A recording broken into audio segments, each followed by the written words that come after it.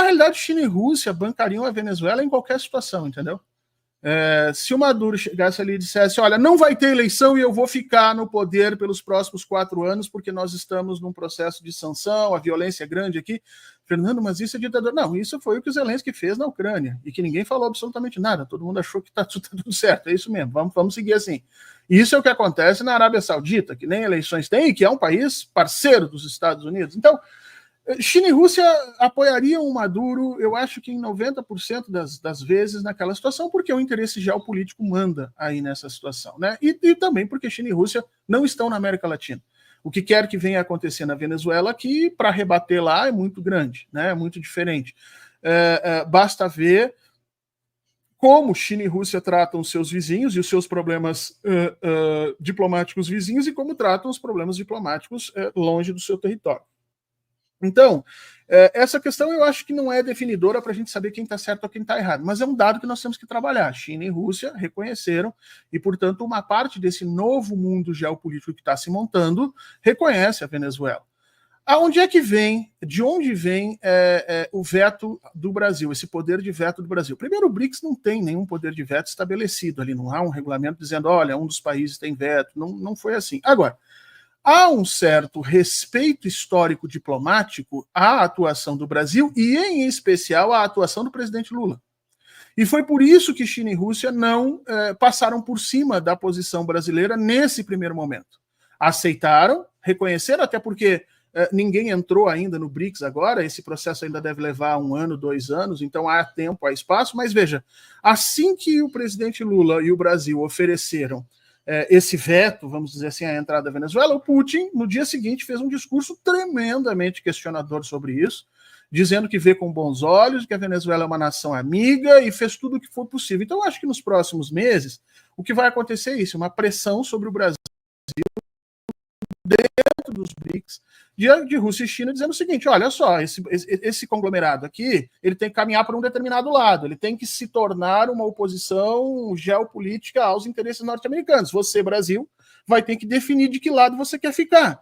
E aí é que eu acho que isso vai ser perigoso, porque o BRICS, conforme o presidente Lula entende, ele não é uma peça de oposição aos Estados Unidos, ele é uma ponte de ligação entre esse sistema geopolítico antigo do século XX e o sistema geopolítico novo que está se moldando.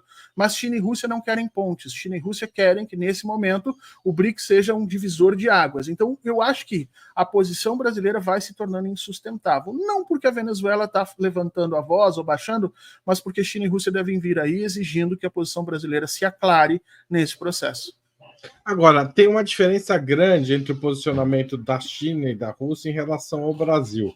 A China parece ser muito mais tolerante com o Brasil e muito mais, digamos, pega mais leve, publicamente pelo menos, do que a Rússia. Ou eu estou enganado? Não, tens razão, mas é uma questão de história, né, de entendimento de filosofia de civilização. A China, ela é muito mais pragmática nesse sentido. Ela deixa o tempo correr e ela sabe que os processos de decisão não vão ser feitos agora. A posição do Brasil, ela pode mudar até os 44 do segundo tempo e ainda está dentro da legalidade, entendeu? Só a partir do ano que vem é que nós vamos discutir com propriedade a entrada ou não de pessoas ali. Por enquanto são indicações para tornar esses membros observadores, né? Não há ainda um movimento institucional sério para transformar. Não tem uma perda imediata para a Venezuela. Exato. Então, se não tem essa perda, a China prefere que as coisas sejam levadas na conversa, né? A Rússia não. E o Putin é muito claro nisso. O Putin trabalha com um limiar de confiança diferente do limiar de confiança chinesa. A China confia mais no Brasil do que a Rússia, né? E a Rússia, então, queria que o presidente Lula fizesse essas declarações abertas e explícitas para colocar o seu posicionamento. Essas são diferenças históricas da diplomacia russa com a diplomacia chinesa, né? Uma mais calma, mais distendida no tempo, suportando as suas exigências e as suas contradições a partir da sua base de material, e a outra mais declarativa, mais afrontiva, de forma mais direta, que é a diplomacia russa, que vem de origem da diplomacia soviética no século XX. Então, eu acho que são diferenças de caráter histórico, mas que redundam numa situação em que as duas vão colocar o Brasil em xeque nisso tudo, e o Brasil vai ter que definir de que lado vai ficar nessa briga geopolítica. E isso é tudo que o presidente Lula não quer. Se o presidente Lula pudesse se fazer de maluco, entendeu? Dizer, olha, não sei do que vocês estão falando, e não se meter na questão do BRICS nesse momento, ele faria isso. Porque, primeiro, o Brasil não tem força suficiente para mudar o sentido do BRICS que a Rússia e a China estão dando, e segundo, o Brasil vai sofrer muito mais esse repuxo geopolítico do que os outros países, pela questão da proximidade com os Estados Unidos, né? O Brasil vai sentir isso de imediato, por exemplo, se amanhã o presidente Lula resolve levantar e dizer, olha, nós vamos entrar no BRICS, era isso mesmo. A imprensa aqui no Brasil, tu sabe como é que vai ser, né, Haroldo? O Jornal Nacional vai tirar coelhos da cartola, vai fazer estardalhaço, e politicamente o Brasil sofre. Então, o presidente Lula, se ele pudesse fingir que isso não estava acontecendo, ele faria isso.